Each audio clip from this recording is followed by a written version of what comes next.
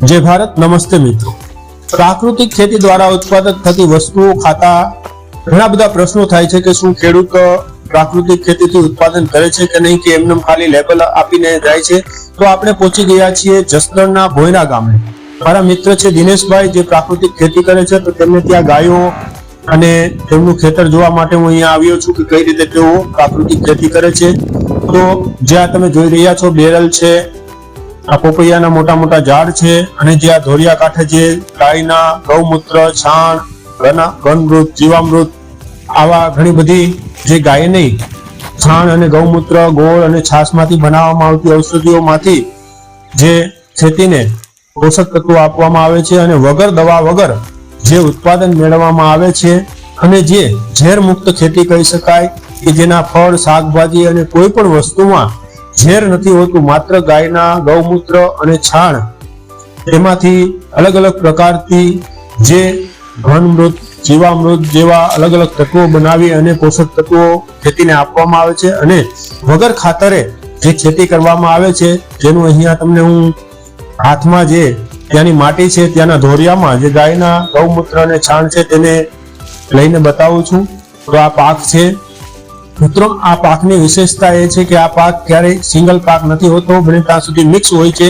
મરચા છે, વાલોળ છે, સાથે સાથે મકાઈ છે, ચણા છે, આવા ઘણા બધા પાકો સાથે લેવામાં આવે છે, અને ટોટલી મેન્યુઅલી આનો ઉતારો કરવામાં આવે છે મિત્રો। કોઈ પણ પ્રકારનું ટ્રેક્ટર કે એવા કોઈ પણ હથિયારો ઉપયોગ કરવામાં આવતો નથી, મેન્યુઅલી આ પાક ઉતારવામાં આવે છે। તો અહીંયા મારા મિત્ર મારા માટે બીટ લઈને આવી ગયા છે।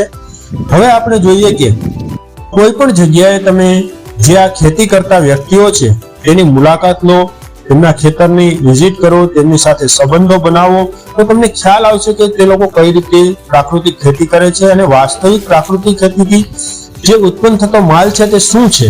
રાજીગરો છે, આવી રીતે અલગ અલગ પ્રકારના જે આ મલ્ટી લેયરમાં વાવેલી છે વાલોર છે, એ અલગ અલગ પ્રકારે મલ્ટી લેયરમાં જે વાવેતર થાય છે, ડુંગળી છે, તો ઘણી બધી વસ્તુઓ એક સાથે વાવવામાં આવે છે, અને મેન્યુઅલી જ આ પ્રકારની વસ્તુઓનું કલેક્શન કરી અને વેચાણ કરવામાં આવે છે। તો મિત્રો, હું પણ આપ સર્વને વિનંતી કરું છું કે જે આ ભાઈ છે ચણા આપણી સામે આવી ગયા, ચણા આવી ગયા છે જે પ્રાકૃતિક ખેતીથી પકવેલા, આવા એક જ ખેડૂત પાસેથી તમને ઘણી બધી વસ્તુઓ મળી રહેશે। તો હું અહીંયા જે મારા મિત્ર છે દિનેશભાઈ, તેમનો નંબર અહીંયા સ્ક્રીન ઉપર શેર કરું છું।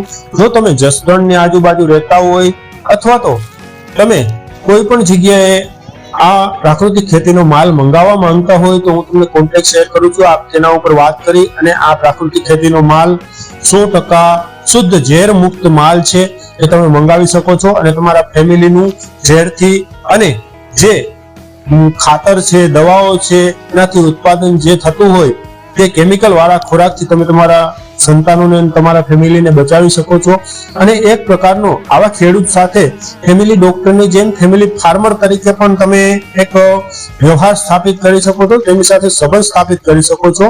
તમે જોઈ રહ્યા છો કેટલી બધી વસ્તુ એક જ લાઈનમાં 5 થી 7 વસ્તુઓ વાવેલી છે। ચોરી છે, પછી કહીએ કે તુવેર દાળ છે, મરચી છે, ટમેટી છે, સાથે સાથે ડોડા, આપણે મકાઈ છે, રાઈ છે, આવી એક જ લાઈનમાં ઘણી બધી વસ્તુઓને ટોટલી મેન્યુઅલી આ બધી વસ્તુઓ છે। તો તેમનો કોન્ટેક્ટ કરી તમે પણ મંગાવી શકો છો જસદણની આજુબાજુમાં કોઈ પણ વિસ્તારમાં। હવે આપણે આવી ગયા છીએ જે આ ડ્રીપ ઇરિગેશન પદ્ધતિ દ્વારા પણ જે કેમિકલો બનાવવામાં આવે છે, ગાયના દહીં, ઘી, દૂધ અને જે કહી શકીએ કે ગોળ અને ચણાનો લોટ, એમાંથી રાજીગરો છે, મેથી છે, આવી ઘણી બધી વસ્તુઓ એક જ ખેતરમાં 5 થી 6 વીઘાનું ખેતર છે મિત્રો, પણ ઓછામાં ઓછી 15 થી 20 વસ્તુઓ જોઈ કે જ્યાં ઉગેલી છે, જે ટમેટા છે। તો આવી વસ્તુઓ તમારા ઘરમાં ખાવ અને તેનો ઉપયોગ કરો। તો મિત્રો, હવે આપણે આવી ગયા છીએ જ્યાં તમે જોઈ રહ્યા છો રીંગણા, વાલ, પોપૈયા, બોર છે, બીટ છે, કોથમરી છે, આ બધું મેં મારી ગાડીમાં ભરી દીધું છે। અને હવે હું આવી ગયો ઘરે। જે આ છે વાલ છે, બોર છે, પછી છે ટમેટા છે, આ બધું ઓર્ગેનિક છે મિત્રો। ડોડા છે, ઓર્ગેનિક રીંગણા છે, રીંગણાનું શાક મેં બનાવીને ખાધું, ખૂબ જ મસ્ત છે। પપૈયા છે, ખૂબ અમૃત જેવા પપૈયા કહી શકીએ। બીટ છે, ગાજર છે, આટલી બધી વસ્તુઓ હું ત્યાંથી લઈ આવ્યો છું મિત્રો। કોથમીર છે, ચણા છે, બોર છે, ડોડા છે, જે ઓર્ગેનિક મરચા અને જે કહી શકીએ, અંતમાં આ છે તેલ ઓર્ગેનિક મિત્રો। તે પણ ત્યાંથી મેં લીધેલું છે.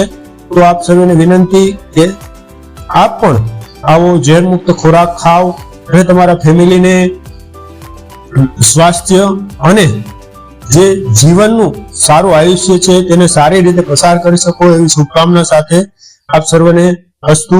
ઓમ નમસ્તેજી.